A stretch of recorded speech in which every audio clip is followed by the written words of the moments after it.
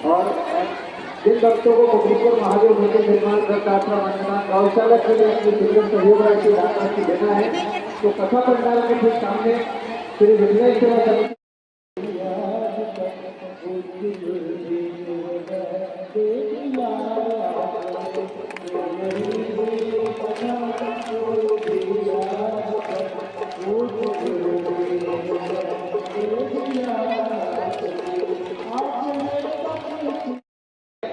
उसके 8 दिन पहले ही मेरा महादेव पार्वती जी को अन्नपूर्णा बनाकर तेरे घर में भेजना शुरू कर देता है।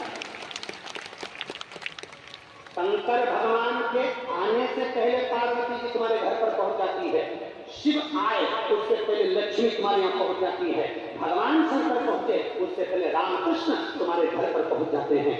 भगवान शंकर तुम्हारे यहाँ आए उससे पहले मेरा नारायण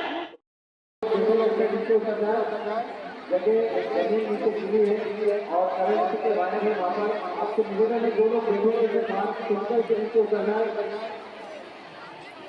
जो लोग बैठे हैं भले ये के सामने बैठे नीचे उतरना है। गवर्नमेंट ने उसे नीचे करना कृष्ण जो एलईडी पर बैठे हुए हैं नीचे उतारना और करंट के वायर से कभी दूर रहे। जहाँ आपको जगह मिले वहाँ पर बैठ जाए।